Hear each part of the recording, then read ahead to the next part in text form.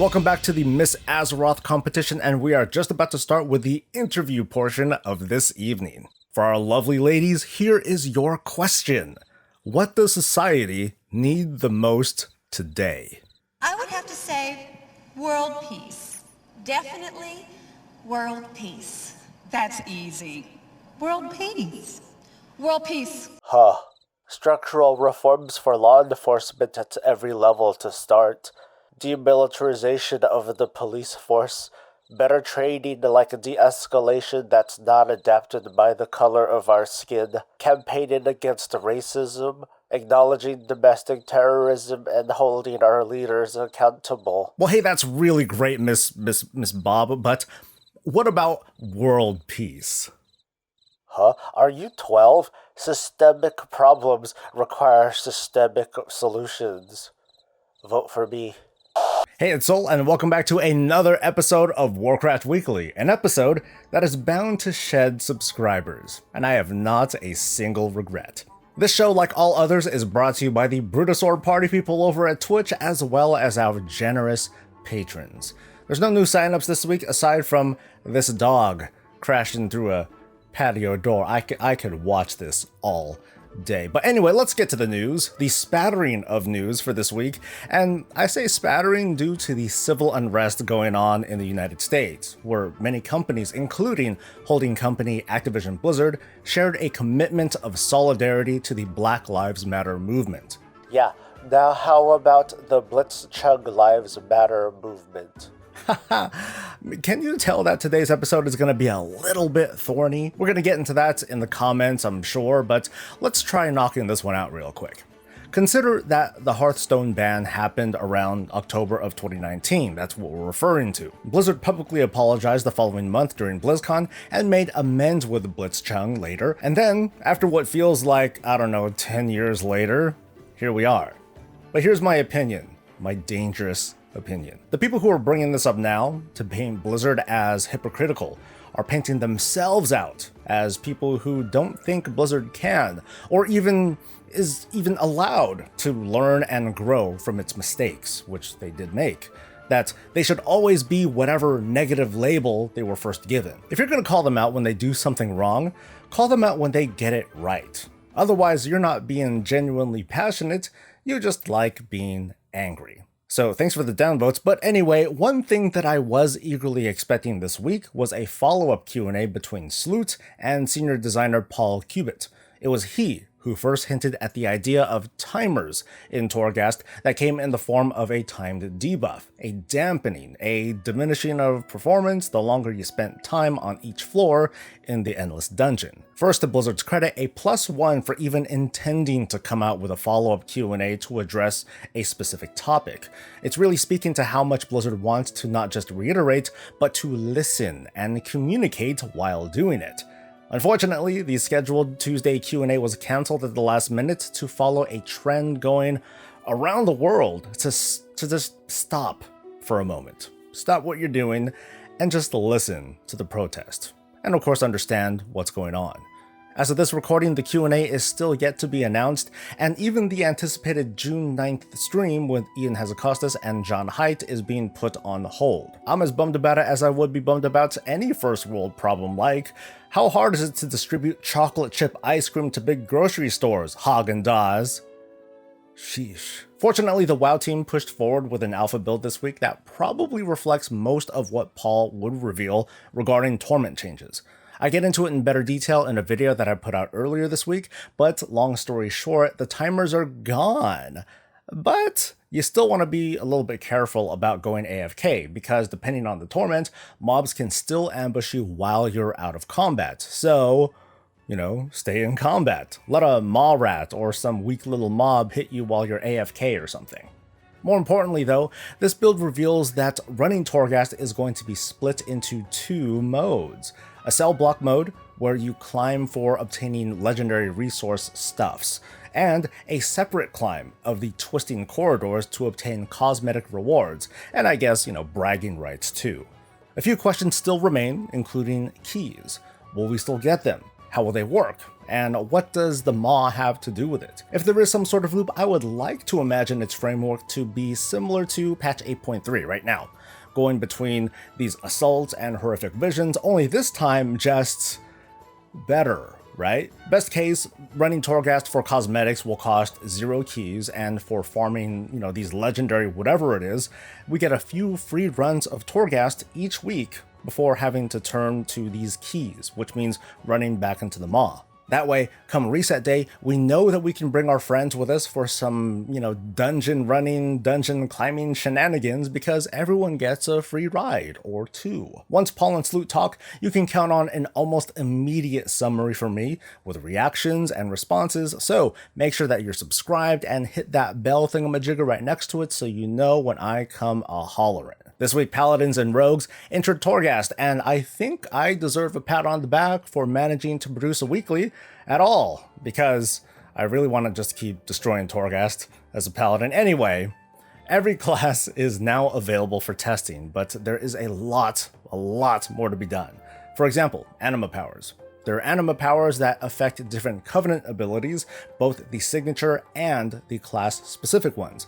And up until now, only the Kyrian abilities were made available, with a few powers for Venthyr and Necrolord warriors showing up in this build, so it's slow going.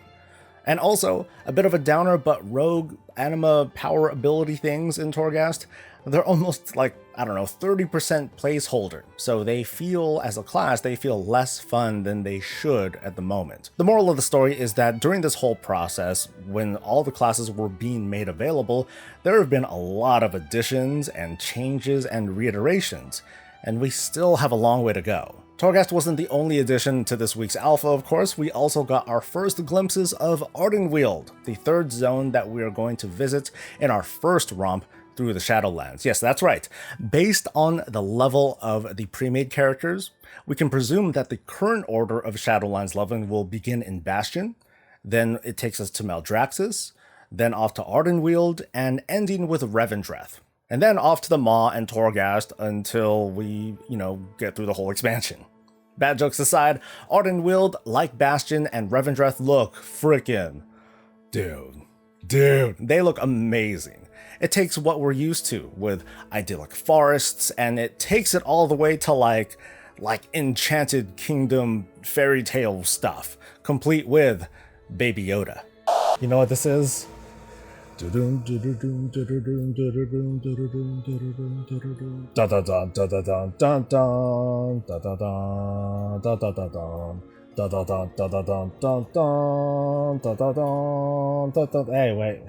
Hey.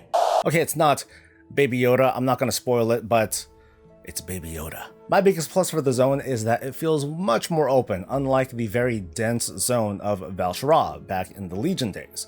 From what I explored, the areas feel, like I said, a lot more open, and major locations are better spaced out. At the moment, testing is a little bit haphazard with this character-destroying bug, and hopefully sometime next week we'll have a way around it so we can get to checking out more of the questing, the Nightfey Covenant Sanctum, and more. And finally, in this week, we get Blue Eyes, which unofficially renames Void Elves and Blood Elves into Alliance High Elves and Horde High Elves. I bet you hate hearing that, because try as you might, it's true. To clarify, Void Elves don't have the additional skin tones that were previewed recently, so just be patient.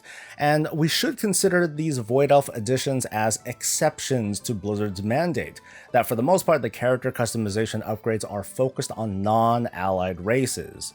The rest of them are gonna come sometime. Unfortunately, that's about it for this week's highlights. A build, cool, but announcements of postponing future media events and announcements it's a bummer, and we can probably expect more of this silence in the foreseeable future.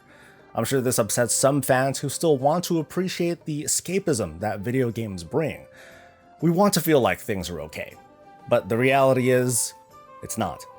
Before we can appreciate our distractions from reality, we need to stop denying to ourselves what's been happening for a long time. History is in the making like never before, both inside and outside of our computer screens. In my opinion, it transcends politics and belief systems, And it challenges us to consider that maybe, just maybe, in some situations like these, there is a right and a wrong. We'd all love to be in a world at peace without the barriers of color or beliefs. We'd love to be in a world where we'd hear calls for equality and find them so obnoxious because we're already there, and some schmuck is just trying to make up a problem that no longer exists. We would love to be in a world where the high elf thing really is the biggest problem that we face. We'd love to be in a world where all lives matter because they do, but a systemic problem like this requires a systemic solution that won't come today. In this moment in our history, because this is all our history, we can make a difference. But let's face reality though. I'm not telling you to go out there and protest. I mean, it'd be great, but we shouldn't be judged if we do or don't. We're not all heroes. Not everyone has it in them to risk their safety, their livelihoods, their jobs, or their families. I'm not telling you that you're obligated to blast your social media with hashtag this and that, and your spontaneous activism, your sudden wokeness. But no one's stopping you. But I can urge this, just as much as you can refuse to. Take a deep breath for just a moment. Listen. Learn. Not even have a discussion or debate, just listen to these reasoned voices from those who've been put down by brutality and racism, to the audacity of people wanting to be treated like normal human beings. The world is still spinning though. The game that we love continues to develop. Folks like me will continue to cover it, and hopefully soon, Blizzard teams will come out to reveal what's in store and give us that much needed mental recharge after so many slow and exhausting days. Just not today. Or next week, apparently. I'm grateful for those of you who made it to the end, and I think we'd appreciate some positive energy in the comments below in spite of everything going on in and outside of WoW. But I don't apologize for bringing up more reality than usual. That said, this channel is meant to bring you news highlights like this and all things Warcraft, and that will continue to be the primary focus. So I hope to see you again in the future. And while I'd love your support as like a patron or a Twitch subscriber, first, please consider donating to organizations like Black Lives Matter and the ACLU, who I've chosen to donate to support the fighting against injustice.